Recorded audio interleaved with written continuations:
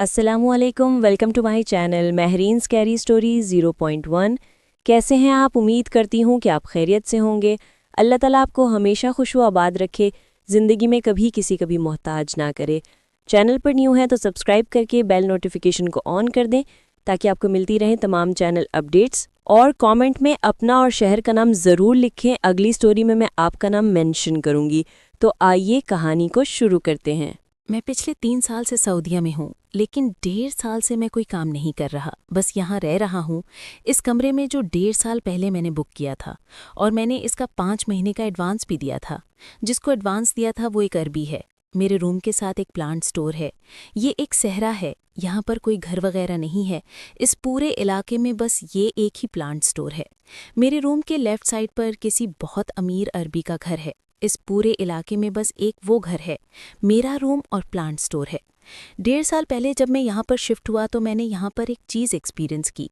महीने तक तो सब कुछ ठीक चलता रहा। मेरे कमरे में पंखा भी नहीं है, तो गर्मियों में यहाँ पर बहुत शदीद गर्मी होती है, तो मैं कूलर भी लेकर आया हूँ। खैर, बाद में मुझे डरावने ख्वाब आना शुरू हो गए। वो डरावने ख्वाब इस तरह से थे कि कोई जिन आकर मुझ पर हमला कर रहा है। ऐसा होता है ना कि जब आप ख्वाब देखते हैं कि हम गिर रहे हैं तो हम गिरने से पहले ही उठ जाते हैं। तो मुझे भी डेली ऐसा ही ख्वाब आता था कि कोई जिन आकर मुझे गले लगाता है, लेकिन उसके गले लगाने से पहले ही मैं उठ जाता था। मुझे लगता था कि मैं सीधा लेटा हूँ तो शायद इसी वजह से कोई इशू है, मगर ये बात भी नहीं थी। और जब मेरा दूसरा महीना शुरू हुआ तो ये सिलसिला मेरे साथ बढ़ गया। तो मैं अम्मी को फ़ोन करके बताता था कि मुझे इस तरह के ख्वाब आते हैं। वो कहती थीं कि अपने कमरे में कुरान पाक रखो, कुरान पाक पढ़ो, आयतुल कुर्सी पढ़ो। लेकिन हर रोज़ यही ख्वाब आना, तो मैं काफ़ी ज़्यादा डर रहा था। और मैं यहाँ पर रहता भी अकेला हूँ। प्लांट स्टोर है, वो भी तकरीबन 8 बजे बंद हो जाता है। मेरा नाम नहीं बताऊंगा, बस इतना समझ लें कि ये वाक़या मैंने खुद जिया है। बात कुछ साल पहले की है, जब मैं सहराई इलाके में काम करता था, एक तन्हा जगह पर, जहाँ से करीब तरीन बस्ती तकरीबन 10 किलोमीटर दूर थी। वहाँ एक प्लांट स्टोर था, एक अमीर अरब का, जो शौकिया तौर पर मज़दूरों के साथ आता जाता था। वो रोज़ शाम 8 बजे चला जाता और उसके बाद वहाँ सिर्फ मैं रह जाता था, अकेला, बिल्कुल अकेला। शुरू में मुझे कुछ खास नहीं लगा, खामोशी अच्छी लगती थी, लेकिन फिर आहिस्ता आहिस्ता रातों को कुछ बदलने लगा। मुझे डरावने ख्वाब आने लगे, ऐसे ख्वाब जिनमें कोई साया मेरे करीब आता, मेरा गला दबाता या कुछ कहता जो मुझे याद नहीं रहता था। मैं अम्मी को बताता, भाई को बताता, मगर वो हंस देते, कहते अब मज़ा आ रहा है, अकेले रहने गए थे ना। लेकिन मेरे अंदर जो डर बढ़ रहा था वो हंसी से कहीं बड़ा था। 4 महीने गुजर गए, मैं इन ख्वाबों का आदी हो गया था, जब तक कि वो रात नहीं आई। रात के 11 बज रहे थे। मैंने कमरे का दरवाज़ा बंद किया ही था कि अचानक नॉक नॉक, किसी ने ज़ोर से दरवाज़ा खटखटाया। मैं चौंक गया, बाहर कोई मज़दूर होगा, यही सोचा। लेकिन जब दरवाज़ा खोला तो बाहर कोई नहीं था, हवा तक रुकी हुई थी। मेरी रूह कांप गई। मैंने खुद को समझाया, शायद कोई मजाक कर रहा हो, यहाँ अरब लोग अक्सर मज़दूरों से मजाक करते हैं। मैंने दरवाज़ा बंद किया और सोने की कोशिश की, मगर नींद नहीं आई। सारी रात वही ख्याल कि दरवाज़ा किसने खटखटाया था। 2 दिन बाद एक और वाक़या हुआ। मेरे कमरे के सामने एक तरपाल लगी थी, जिसके नीचे रेत भरी हुई जगह थी, जैसे कोई बंद गटर हो। मैंने वो तरपाल इसलिए लगाई थी ताकि मच्छर और रेत अंदर न आए। मैं बेड पर बैठा था कि अचानक तरपाल नीचे गिर गई, यूं जैसे किसी ने अंदर से जोर से खींचती हो। मैं डर के मारे बाहर भागा, देखा तो वहां कोई नहीं था, हवा भी बंद थी।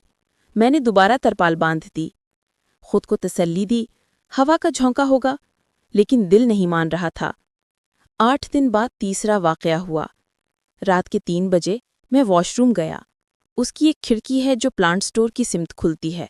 मैंने वो खिड़की कभी नहीं खोली थी क्योंकि उसका लॉक सख्त है, लेकिन आज वो खिड़की खुद ब खुद खुली हुई थी।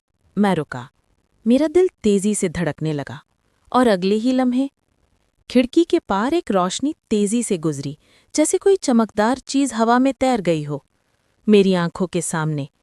मैं चिल्लाने लगा, अल्लाहु अकबर। मेरे हाथ कांप रहे थे। मैंने आयतल कुर्सी पढ़ी, خود کو سمجھایا کہ شاید کوئی مزدور تھا یا کسی نے ٹارچ ماری ہو، لیکن دل کہتا تھا نہیں، وہ کچھ اور تھا۔ میں نے قرآن کی تلاوت آن کی، ساری رات نہیں سویا۔ جب سورج نکلا تب کہیں نیند آئی۔ اس کے بعد واقعات بڑھتے گئے۔ میرے سامنے پانی کی بوتل میز سے نیچے گر جاتی، کبھی برش یا کنگھی خود بخود زمین پر آ گرتی۔ میں نے سوچا چوہے ہوں گے، لیکن چوہے اتنی اونچی میز پر نہیں چڑھ سکتے، اور یہ سب کچھ میری آنکھوں کے سامنے ہو رہا تھا۔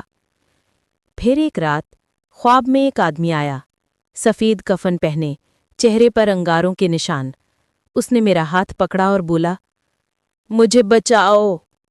میں چیخ کر اٹھ بیٹھا، پورا بدن پسینے میں ڈوبا ہوا تھا۔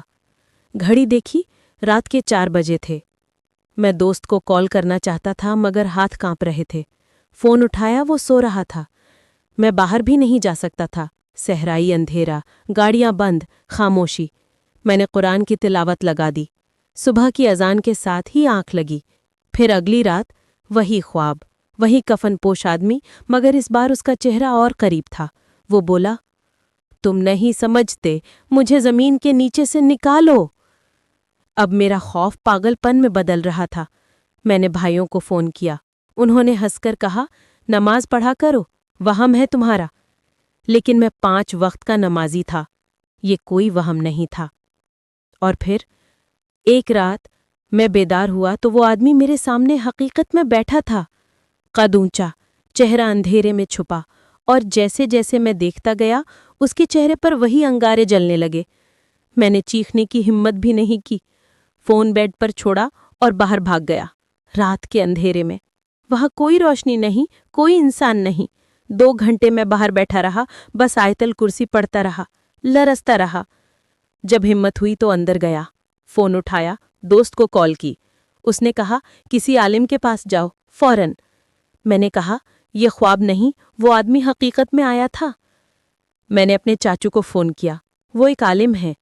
میں نے سب بتایا۔ انہوں نے کہا، بیٹا نیچے بیٹھ جاؤ، زمین پر، میں کچھ پڑھتا ہوں۔ میں زمین پر بیٹھ گیا۔ کچھ لمحے بعد میرا جسم بھاری ہونے لگا، پھر اندھیرا چھا گیا۔ جب آنکھ کھلی تو میں فرش پر تھا۔ چاچو فون پر کہہ رہے تھے، پولیس کو بلاؤ ابھی۔ میں نے فوراً کال کی۔ پولیس آئی۔ چاچو نے ان سے کہا، یہاں کچھ ہے، اس جگہ کو کھودنا ہوگا۔ وہ وہی جگہ تھی جہاں میں نے ترپال لگائی تھی، ریت کے نیچے، وہی پرانی بند گٹر نما زمین۔ جب کھدائی شروع ہوئی، کچھ ہی منٹوں میں پولیس والے چونک گئے۔ ریت کے نیچے کپڑے کا سفید ٹکڑا نکلا، پھر ہڈیوں کی جھلک، اور سب کے چہرے زرد پڑ گئے۔ چاچو نے آہستہ کہا، یہی وہ شخص تھا جو خوابوں میں تمہیں مدد کے لیے پکار رہا تھا۔ میں کچھ بول نہیں سکا۔ زمین جیسے میرے پاؤں کے نیچے سے نکل گئی۔ وہ قتل کئی سال پرانا تھا۔ لاش وہیں دبی ہوئی تھی، اور شاید اس روح کو سکون اسی وقت ملا جب میں نے اس کی فریاد سنی۔ اس دن کے بعد میں نے وہ جگہ ہمیشہ کے لیے چھوڑ دی، لیکن آج بھی کبھی کبھی آنکھ لگتے ہی ایک آواز سنائی دیتی ہے، مجھے بچانے کے لیے شکریہ۔ اور میں آنکھ کھول کر سوچتا ہوں، کاش یہ سب صرف ایک خواب ہوتا۔